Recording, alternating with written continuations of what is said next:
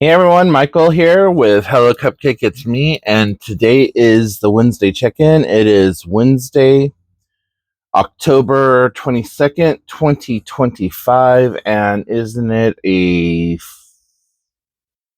uh, time to be alive? If you haven't done so already, please hit like and subscribe, then head on over to hellocupcakeitsme.com to check out the blog. Also, make sure you head over to podcast.hellocupcakeitsme.com to check out the podcast that is updated every Thursday. And follow me on TikTok for my TikTok Tuesdays. And also make sure that you follow me on all the other social medias. And if you would like to check out my book, go to cdsthebook.com. So, how is everyone? I am getting a little bit of a early/late start on this because, well, I just woke up, and at the time of recording this, it is 11:15 in the morning. And the last time that I got up to go to the bathroom, it was 8 a.m. And I was like, you know what, I'm just going to lay back down for a little bit, and ended up sleeping until 10, no, until about 11. So, yeah, I've been awake exactly 15 minutes. And, oh my God, had so much planned for the day. Like, I was going to spend the whole afternoon working on my class, doing my gap training for my certified peer counseling. And then I have two doctor's appointments damn near back to back.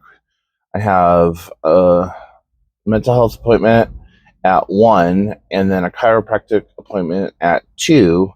And then I come home and I have the whole rest of the day available to myself. So, yeah, I'm going to try to get my class work done then. Um, so, yeah, anyways, the last few days have been pretty interesting for me. A lot of retrospect, a lot of what's next, and a lot of, okay. So, uh, as we know right now with the government shutdown, if it does not open up again, here in the state of Washington, we have been told that if it does not open up by October 31st, that SNAP EBT benefits are going to be completely shut down, which is going to leave hundreds of thousands of Washingtonians without food for the month of November, or until whenever they are able to get things back up and running. Which then also means that there's a probability of people not having food for not only Thanksgiving, but for December if the SNAP benefits are not turned back on. So far, it looks like Social Security and SSDI is not going to be affected by this. However, that being said, the sheer amount of stupidity, ignorance, and downright disgust that I've seen on social media platforms is people like, well, they're just going to have to get a job. Looks like millions of those single moms are going to be without food. It's like, do you fucking hear yourselves, you goddamn troll? Like, this isn't a ha-ha thing. This isn't like, yeah, see, the fucking Democrats, they're going to have to do XYZ, blah, blah, not realizing that Republicans are the ones that get just as many, like, food stamps and governmental assistance than anyone else. And it doesn't matter if it's a red or a blue thing. The fact of the matter is, people will be going hungry, will be going without food for possibly a month or two until January, which, if the government's still shut down into January, there's a 100% likelihood that people are going to start getting extremely violent and that they are going to start just robbing places left and right. And, people think it's a ha-ha matter, not realizing that it affects more than single mothers. It affects single mothers and their children. It affects the veterans. It affects the disabled. It affects the homeless. It affects the elderly people, grandparents, entire households that are dependent on what little money is given to them through the SNAP program. It also means that WIC is going to go down, which helps mothers who underproduce or cannot produce breast milk keep their babies alive.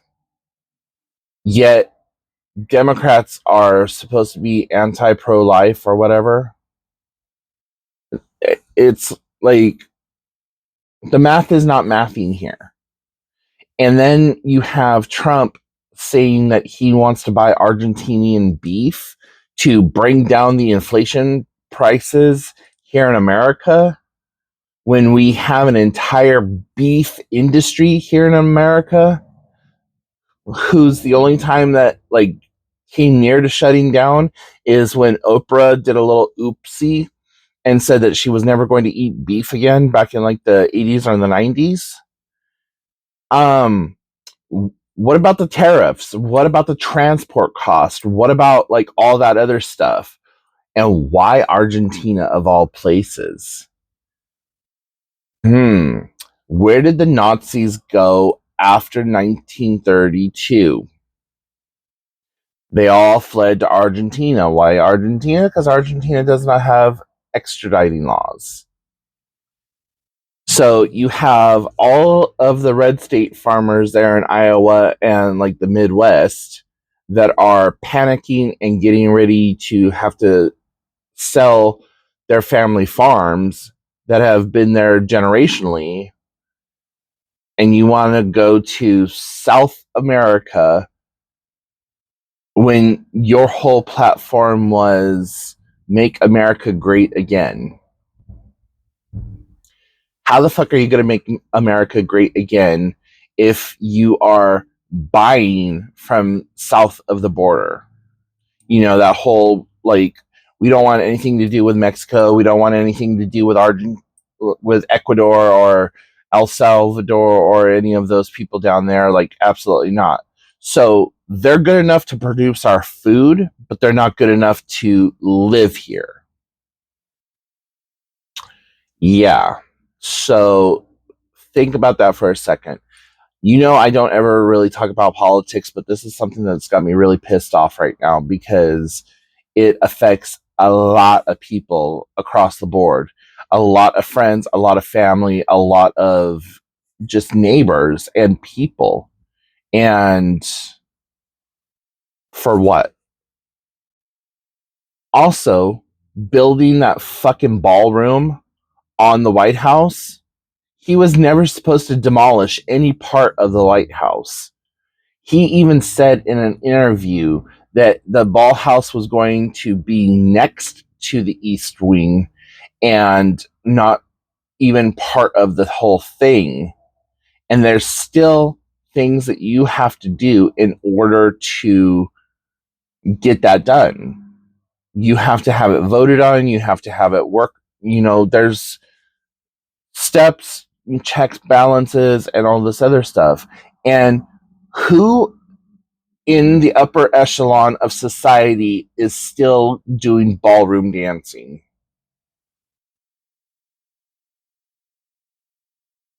And if a ballroom was needed, was wanted, why haven't all the other presidents prior to him and the building of the second White House, because, this is the second White House, the first one got burnt down, just in case you don't remember that part of history.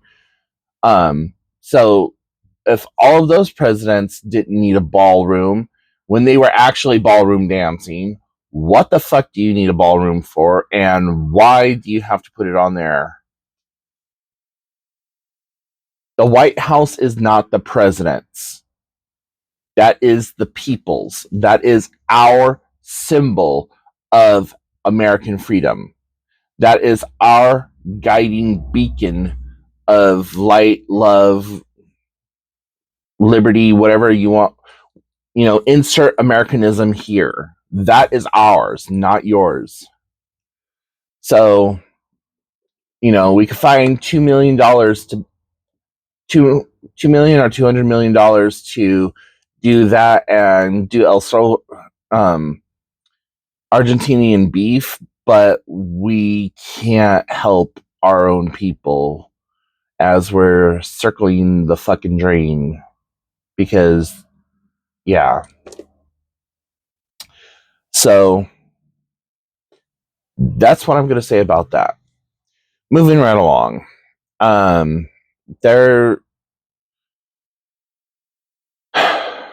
There's also a lot of other stuff that I got going on that I am working toward trying to figure out. One of them being Halloween. So I'm supposed to be participating in a Halloween costume contest event that is being held at the bar. And I don't have a costume of my own. So I'm trying to figure out what the hell I'm going to wear, what I'm going to do, the whole 9 yards. And I'm probably going to look like goddamn it to hell, but, well, that's neither here nor there. So I'm either going to do like a scarecrow type of a dress up ordeal, or I'm just going to wear a bunch of black clothes and some like gaudy jewelry and maybe a face mask and go as like a witchy Phantom of the Opera type person and just call it good. But I'm less worried about that right now and more worried about like just trying to get through the next 60 days, honestly, at this point. 60 some odd days. In entertainment world, though, I am looking forward to Interview with a Vampire season 3. I just got done watching all of season 1 and season 2 again and seeing things that I did not see the first 4 times that I watched them, and just being more enthralled with the entirety of the story and the characters and my own knowledge, my own love, my own everything of Anne Rice's Vampire Chronicles. Um, Admittedly, there are some books that I've read more than others, and I'm really looking forward to the new show, The Talamasca, coming out, because with the Talamasca coming out, that opens the door for so many more of the Anne Rice books to be explored. For those of you who are not versed in the Anne Rice Immortal Universe, the Talamasca is a secret organization that has been around since, well, forever, that document and study witches, vampires, werewolves, the occult, anything in the supernatural realm. They watch, they they document, they are also a group of gifted people themselves. Some members of the Talamasca have extraordinary powers and abilities themselves. We saw a little bit of this in the Mayfair Witches. So if you watch that TV show, if not in the TV show or in the book, um, the Mayfair Witches, there are a group of witches that live like literally right down the street from Louis du Point de la Bac, and they're the witches of Norlene, and they they have their own like whole little separation. They talk about and they know about the vampires, but they don't really interact with them. At least in the movies, I have not read all of their books. I read the very first one, which I believe is the Witching Hour, and then the next one after that, Thal- Thalos, Thalos. I can't remember how to pronounce it now, but I read Witching Hour and part of Thalos, and never opened the book after that because it just didn't it didn't hold my attention, didn't pique my interest. So, yeah, just rewatching those brought up a lot of emotions, a lot of memories. Um, and then last night, while I was logging my daily movements, um, I had a little bit of a mental health moment where my suicidal adulation showed itself. And it wasn't because I was depressed. It wasn't because I was suicidal in that moment. It was just like a suicidal daydream where um, I play out these extremely elaborate um, daydreams, I guess. And I completely like zone out and I start to think in great detail, like I'm living in that moment, what I'm going to do, how I'm going to do it. And, right up into the second that I do it, and then I snap out and I'm just like, but when that happened, I was like, what the fuck was that about? And so I took a moment to like check in with my internal self and like all of them with my dissociative identity disorder, like and internal family structure. I was like, okay, guys, what the fuck was that about? And everyone's just like, ah, I'm all so. That's something that I want to try to address today at today's mental health appointment. Is just why do I do that? And this one was completely unprovoked and just like whatever. But yeah, so interestingly enough, though, this metal that I'm working with are that I have exceeded my goals on. I should um, is for suicidal awareness and suicidal prevention, and I was only supposed to do like 13 miles, and I have done 29.74 miles, and I'm still going because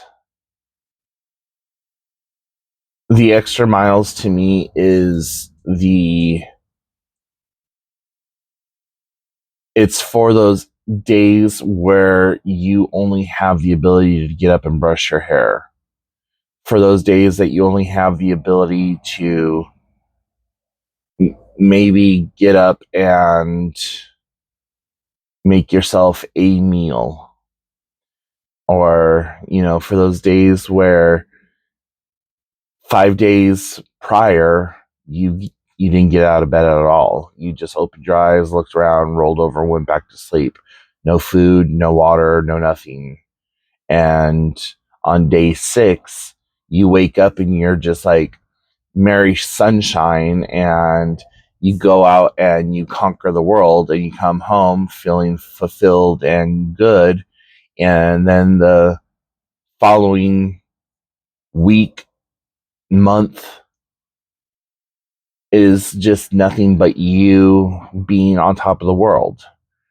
And then you hear a song that reminds you of like something that you have trauma or some sort of PTSD associated to, and boom, you're back into your depressive spiral. Your house suffers, your physical health suffers, your hygiene suffers, the whole 9 yards. So symbolically, these extra miles that I'm putting on is for those days, for those uncertainties, for those, I just don't know what tomorrow holds. And I have been seriously playing around with the idea of getting a semicolon tattoo. Just because the semicolon in the mental health world symbolizes that my story doesn't stop here. And it is a symbol of suicidal prevention and suicidal awareness, and is usually a mark of somebody who has been affected by suicide or by someone who has committed suicide. And so I'm trying to think of a good design, and if I were to get that tattooed on me, I don't know where I would place it, but it would have to be somewhere where I could see it daily, just so that I can remind myself that my story doesn't end here. This is just a caveat, you know. So, anyways, just food for thought and all that other fun stuff. So, I need to let you guys go so that I can start getting ready for my upcoming appointments. But if you have any questions, comments, concerns, put them in the comment section down below. And make sure that you tune into the podcast tomorrow. I'm not sure how much longer the podcast is going to be around because engagement is kind of low over there. So I'll cover all of that tomorrow. And I hope you guys have a wonderful rest of your week. And if you don't catch me tomorrow, then I will see you on Saturday. And remember, you are doing the best you can with what you have available to you. And don't subtract from the population. And in a world full of Karens, be somebody who cares in the world. And I will talk to you later. Bye, everyone. Boop.